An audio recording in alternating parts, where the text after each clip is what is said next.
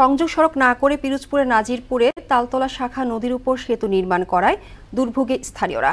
হাটবাজার, অফিস, আদালত ও শিক্ষা প্রতিষ্ঠানে যাতায়াতের জন্য সেতুর দুপাশে থাকা কাঠের সিঁড়ি বেয়ে ঝুঁকি নিয়ে পারাপার হচ্ছেন তারা। এতে প্রায়ই ঘটছে দুর্ঘটনা। দ্রুত এ বিষয়ে ব্যবস্থা নেওয়ার কথা জানায় এলজিইডি। নুরুদ্দিনের প্রতিবেদন জানাচ্ছেন শারমিন স্বর্ণা। পিরোজপুরের নাজিরপুরে তালতলা শাখা নদীর উপর নাওটানা পাকুড়িয়া সেতু থাকলেও নেই সংযোগ সড়ক। কয়েক কোটি টাকা ব্যয়ে নির্মিত সেতুটি কোনো কাজেই আসছে না।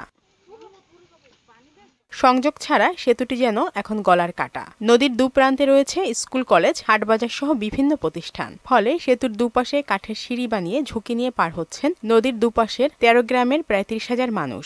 আমার বাজারে যাওয়া লাগে, বাচ্চা নিয়ে স্কুলে যাওয়া লাগে, উঠতে নামতে অনেক কষ্ট হয়। প্রাইভেটের জন্য ডেইলি 2-3 বার পার হইতে হয়, খুবই কষ্ট হয়। বাচ্চারা তো বিশেষ করে ওরা ছোট, ওরা বুঝে না। এই ব্রিজ থেকে ওঠানামা করতে খুবই তাদের দুর্ভোগ হতে হয়। 2020 সালের 23 মার্চ তালতলা শাখা নদীর উপর নাওটানা পাকুড়িয়া সেতুর নির্মাণ কাজ শুরু করে ঠিকাদারি প্রতিষ্ঠান সিমরান মায়ান ট্রেড ইন্টারন্যাশনাল।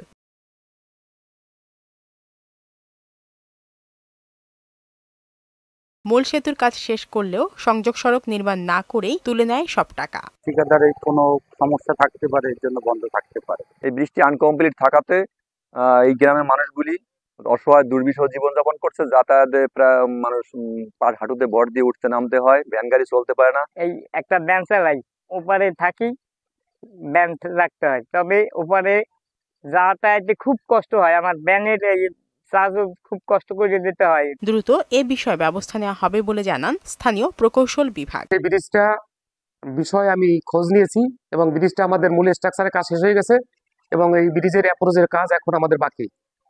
তো আমরা খুব দ্রুত সম্ভব এই অ্যাপ্রোচের কাজ সমাপ্ত করার ব্যবস্থা নিব। 5,88,00,000 টাকা ব্যয়ে নির্মাণ করা সেতুটি এখন স্থানীয়দের ভোগান্তির কারণ। শারমিন স্বর্ণা, মোহনা সংবাদ।